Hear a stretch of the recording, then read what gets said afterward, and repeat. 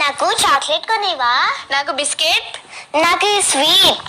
నాకు కేక్. మీకు ఎప్పుడు ఈ జంక్ ఫుడ్స్ ఏనా? మీకు కొంచెమైనా చదువు మీద ఏమాత్రం శ్రద్ధ పెట్టరు.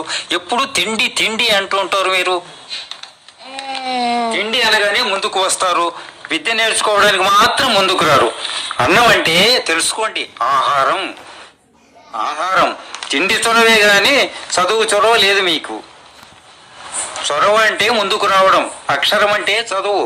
చాలా మంది తినడానికి ముందుంటారు కానీ విద్య నేర్చుకోవడానికి ఏమాత్రం శ్రద్ధ చూపరు.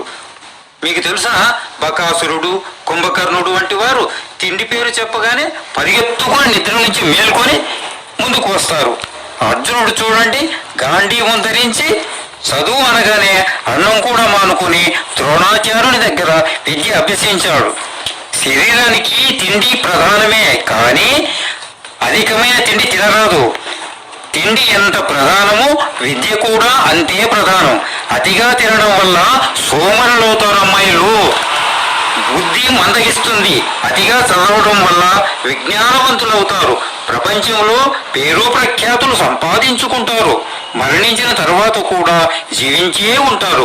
విద్య మీద శ్రద్ధ పెట్టకుండా తిండి మీద మాత్రమే శ్రద్ధ పెట్టే వారిని ఉద్దేశించి ఈ సామెత చెబుతారు. తిండి అనగానే ముందుకు వస్తారు, విద్య నేర్చుకోవడానికి మాత్రం ముందుకు రారు. అన్నం చొరవే గాని అక్షరం చొరవ లేదు.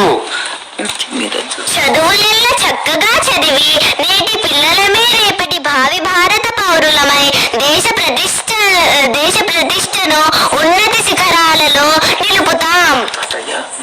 తాతయ్య, సరే, మంచిదమ్మాయిలు, శ్రద్ధగా చదవండి. బలవర్తకమైన ఆహారము కావలసినప్పుడు ఇంట్లో అమ్మ చేసిన వంటలే తినండి. బజారులో ఏది పడితే అది తినకండి. సరే తాతయ్య. అలాగే.